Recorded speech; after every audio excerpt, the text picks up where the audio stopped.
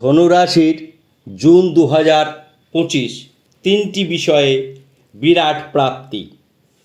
আজকে আমাদের অনুষ্ঠান ধনুরাশির জুন 2025।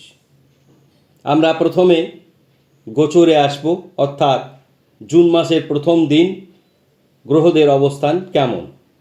শুক্র রয়েছে মেষ রাশিতে, রবি বুধ রয়েছে বৃষ রাশিতে, বৃহস্পতি রয়েছে মিথুন রাশিতে, চন্দ্র মঙ্গল রয়েছে কর্কট রাশিতে, কেতু রয়েছে সিংহ রাশিতে, রাহু রয়েছে শনির মূল ত্রিকোণে অর্থাৎ কুম্ভ রাশিতে, শনিদেব রয়েছেন মীন রাশিতে। এই ক্ষেত্রে কি শুভ যোগ তৈরি হলো, অর্থাৎ জুন মাসের প্রথম দিন কি শুভ যোগ তৈরি হলো। প্রথম শুভ যোগ তৈরি হলো বুধাদিত্য যোগ, দ্বিতীয় শুভ যোগ তৈরি হলো চন্দ্রমঙ্গলা যোগ, তৃতীয় শুভ যোগ তৈরি হলো, এটি অত্যন্ত বিরল হয়, শনি ও বুধ এই দুই বন্ধুর মধ্যে 60 ডিগ্রি অ্যাঙ্গেলে অবস্থান করলে, যখন দুই বন্ধু গ্রহ 60 ডিগ্রি কৌণিক মানে অবস্থান করে, তখন একটি শুভ রাজযোগ তৈরি হয়, তার নাম ত্রিয়েদশ যোগ। এর কাজ সৌভাগ্যের দরজা খুলে দেয়, অর্থপ্রাপ্তি ঘটে। অর্থাৎ যে তিনটি বিষয়ে শুভ ফল ধনুরাশির ক্ষেত্রে ঘটবে, এবং এই ত্রিয়েদশ যোগ সকল রাশির ভাগ্যকে সমৃদ্ধ করবে, কেননা এই যোগটি সকল রাশির জন্যই বলবৎ হবে। ধনুরাশির শিক্ষা অত্যন্ত শুভ বলে বিবেচিত হবে, কর্মক্ষেত্রে সফলতা অর্জন হবে এবং ভাগ্য অত্যন্ত শুভ বলে বিবেচিত, অর্থাৎ ভাগ্যের দরজা খুলে যাবে। সমস্যাও কিছু দেখা দেবে, মা বাবার শরীর ভালো যাবে না। শনির চতুর্থে অবস্থানের কারণে, রাহু তৃতীয় থাকায় গুপ্ত শত্রু বৃদ্ধি পাবে, বন্ধু বান্ধব দ্বারা ক্ষতি হওয়ার সম্ভাবনা রয়েছে। যারা মাঙ্গলিক, অষ্টমে মঙ্গল থাকায় ভৌমদোষ সূচিত হচ্ছে। এই রাশির অষ্টমে মঙ্গল অত্যন্ত বড় মাঙ্গলিক। ধনুরাশির যারা জাতক জাতিকা রয়েছেন, বিবাহে প্রেম বন্ধনে আবদ্ধ হওয়ার ক্ষেত্রে তাদের কিছুটা সমস্যা দেখা দেবে। সেক্ষেত্রে মঙ্গলের প্রতিকার বা মঙ্গলের বীজ মন্ত্র করা আবশ্যক। এখানে প্রতিকার বলতে, যেহেতু অষ্টম স্থানে মঙ্গল রয়েছে, সুতরাং রক্তপ্রবাল পরা শাস্ত্র মতে নিষিদ্ধ। কিন্তু এই অষ্টমেই চন্দ্র থাকায়, চন্দ্রমঙ্গলা যোগ সূচিত হওয়ায় এই ভৌমদোষের যে অশুভ প্রভাব তা কিঞ্চিত কমবে। এবার আমরা আসব বিচার ও বিশ্লেষণে। অর্থাৎ রাশির প্রথম ঘরটিকে যদি আমরা প্রথম ভাব ধরে নিই, তাহলে বৃহস্পতি রয়েছে সপ্তম গৃহে, অর্থাৎ স্বামী স্ত্রী প্রেম বিবাহ দাম্পত্য শুভ বলে বিবেচিত হলো, যদিও মাঙ্গলিকের কিঞ্চিত প্রভাব থাকবে।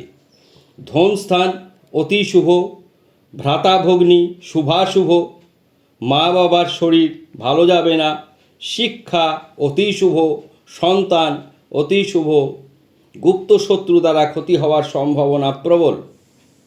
কেননা শুক্রের ঘরে বৃষ রাশিতে রবি শুভ ফলদায়ক বলে বিবেচিত হয় না। এক্ষেত্রে বুধাদিত্য যে যোগ তৈরি হয়েছে তার সুফল কিঞ্চিত পাওয়া যাবে। সুতরাং ষষ্ঠ স্থান শুধুমাত্র বন্ধু বান্ধবের ঘর হিসাবেই পরিচিত নয়, এক্ষেত্রে ষষ্ঠ স্থান রোগ ব্যাধি ইত্যাদি ক্ষেত্রে এর গুরুত্ব অপরিসীম। সুতরাং ভয়ঙ্কর কোনো রোগ ব্যাধি ইত্যাদি দেখা দেবে না। ভাগ্যে কেতু অত্যন্ত শুভ বলে বিবেচিত, যেমন ভাগ্যে রাহু অত্যন্ত ক্ষতিকারক, ঠিক বিপরীত ভাগ্য দশম একাদশ এই স্থানগুলিতে কেতু অত্যন্ত গুরুত্বপূর্ণ ভূমিকা পালন করে। সুতরাং ভাগ্যের চাকা অবশ্যই খুলবে। কর্মপতি গ্রহ বুধাদিত্য যোগ তৈরি করেছে, কাজে কর্মের সম্ভাবনা অত্যন্ত বেশি। আয়পতি গ্রহ শুক্র মেষ রাশিতে অবস্থান করছে, সুতরাং আয় বৃদ্ধি পাবে। ব্যয়পতি গ্রহ মঙ্গল চন্দ্রমঙ্গলা যোগ সূচিত করেছে, ব্যয় সীমিত হবে। বিপরীত লিঙ্গ দ্বারা ক্ষতি হওয়ার সম্ভাবনা রয়েছে এবং আইনি সমস্যার ক্ষেত্রে কিছুটা বাধা বিঘ্ন ঘটতে পারে, কেননা শনি মঙ্গল এই সমস্ত গ্রহগুলি অষ্টম স্থানে থাকলে তা কিছুটা আইনি প্রতিবন্ধকতা তৈরি করে। আমরা সম্পূর্ণভাবে কোথায় ভালো কোথায় মন্দ সেটি বললাম, অর্থাৎ ভালো মন্দ মিশ্র ফল রয়েছে ধনু রাশির। আমরা প্রতিকারে আসব। যে মন্দ প্রভাবগুলি রয়েছে তার জন্যে যদি প্রতিকারগুলি করেন তাহলে অবশ্যই সেই সমস্যা থেকে আপনারা নিজেরা উদ্ধার হতে পারবেন। প্রথমেই বৃহস্পতির বীজ মন্ত্র করবেন, হলুদ পোশাক আশাক বেশি পরবেন। স্নান করে বৃহস্পতির বীজ মন্ত্র করতে হয় ওং হ্রিং ক্লিং হুং বৃহস্পতয়ে, ওং হ্রিং ক্লিং হুং বৃহস্পতয়ে। যারা এই বীজ মন্ত্র খুঁজে পাবেন না তারা ওয়েবসাইটে চলে যাবেন www.apnc.co.in। সেখানে নবগ্রহ বলে স্ক্রল করে দেখবেন নবগ্রহ বিষয় বলে একটি বস্তু রয়েছে, সেখানে প্রত্যেকটি গ্রহের বীজ মন্ত্র গায়ত্রী প্রণাম মন্ত্র দেওয়া আছে।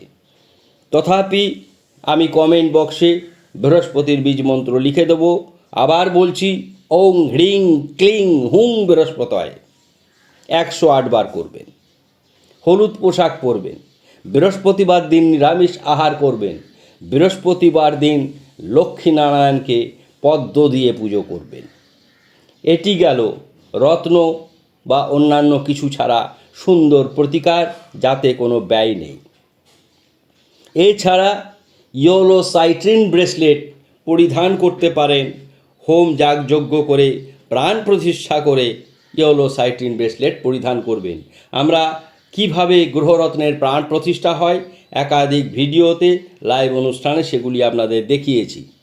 আমাদের অনুষ্ঠান ভালো লাগলে অবশ্যই মন্তব্য করবেন, শেয়ার করবেন, সাবস্ক্রাইব করবেন এবং আপনাদের প্রিয় বন্ধু বান্ধবদের এটি শেয়ার করতে ভুলবেন না। সকলেই ভালো থাকবেন।